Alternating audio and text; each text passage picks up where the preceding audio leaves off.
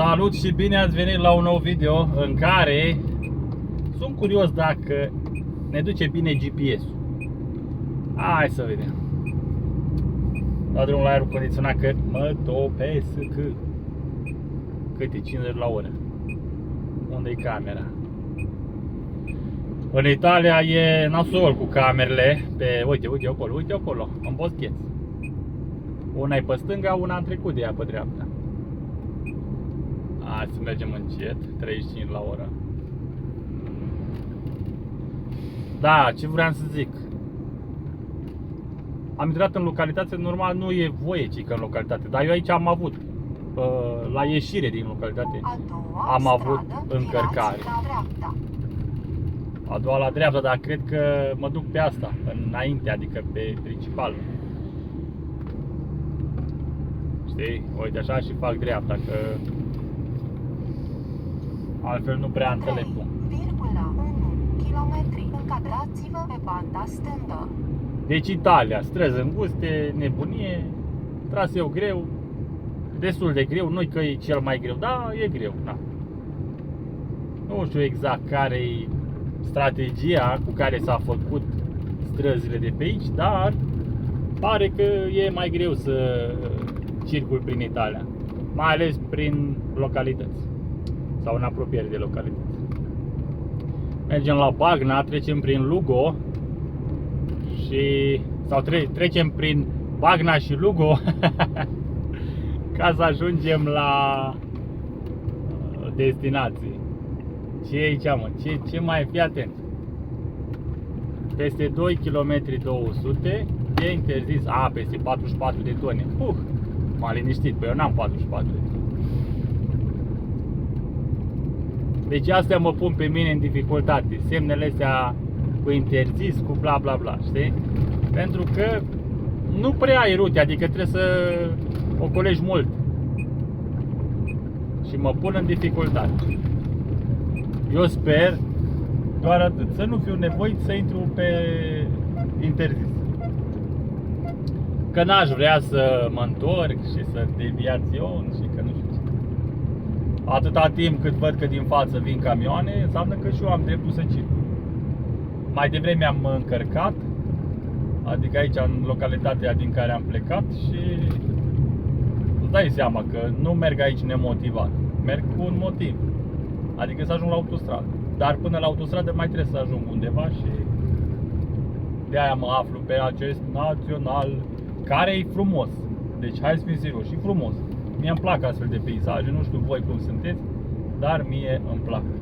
Hai, du-te, dacă vrei să te duci, deși cam continuă pe aici, dar na. Hai, te duci, bun. Perfecto. Lancia. Eu merg încet, 49, adică eu am limite de 50, mă cu 49, 50, nu știu ce. Nu mă duc tare și zic și de ce, pentru că sunt camere, în primul rând. Ia uite acolo sus. Ia uite sus.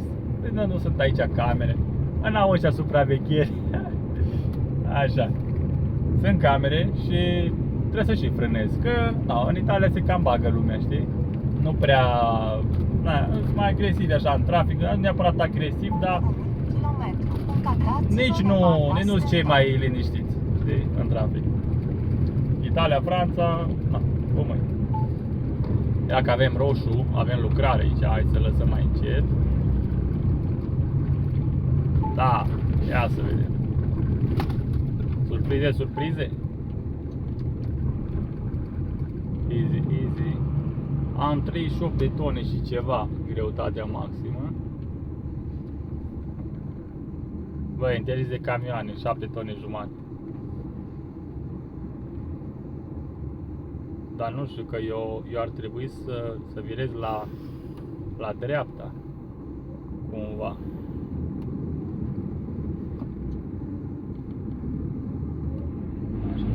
Mă ajut cu frâna de mână, că am observat că sunt ăștia un pic mai săriți de pe fix și vin, domnule, chiar până lângă numărul mașinii. Voi, dar luați-vă un metru măcar,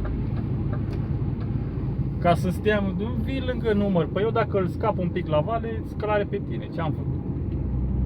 Ia uite aici un pod cu apă tulbure sub el.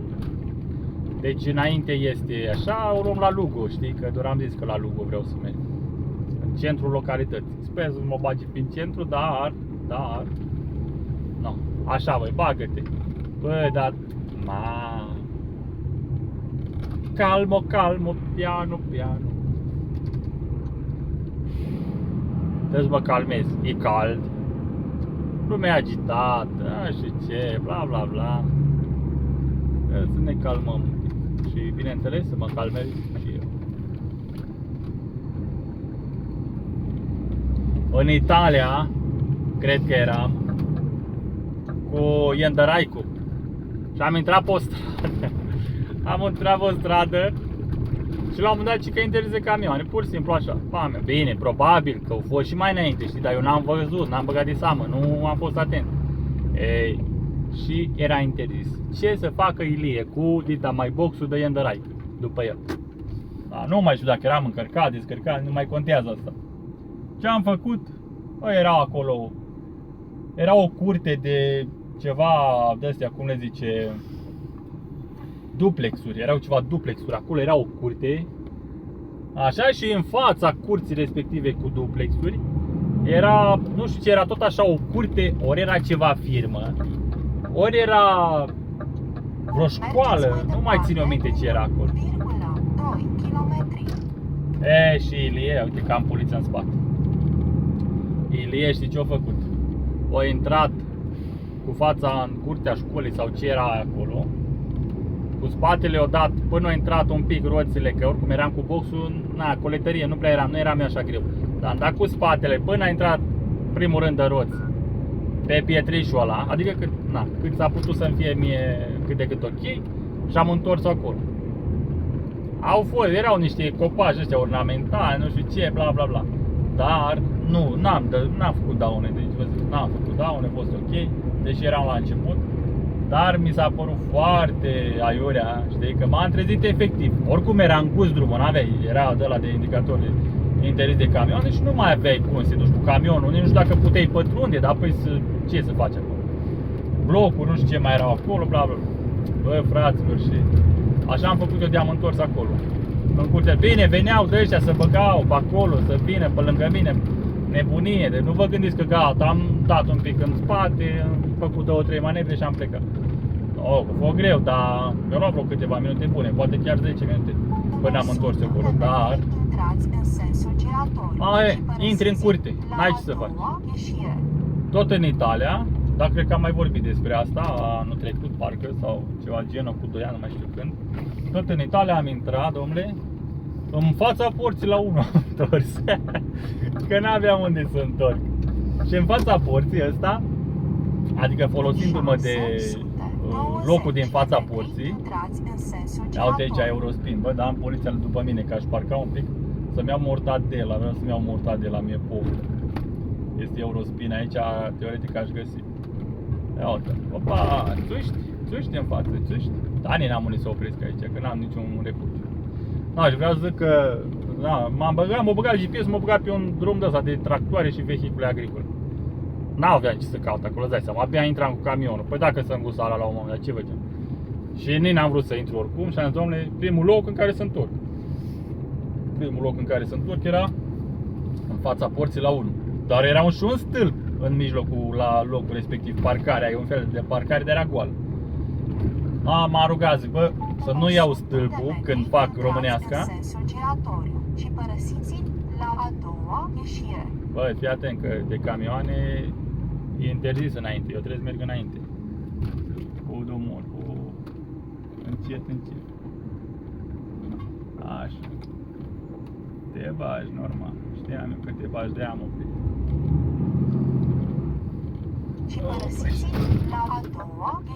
Da, am vin, am 25 de tone de vin, 25 de tone de stres.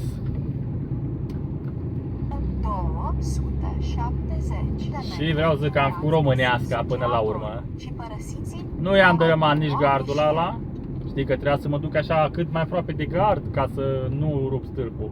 Și zic, cu tractorul n-am șanse să dau gardul jos cu capul tractor, dar cu coada remorcii era. N-am făcut nici atunci pagubă. La a doua Mi-era ieșire. frică și de pavajul de pe jos. Hai că iar îmi face să un balans aici. Așa. Hai, bubuială. Hai cu bubuială, nu? Nu?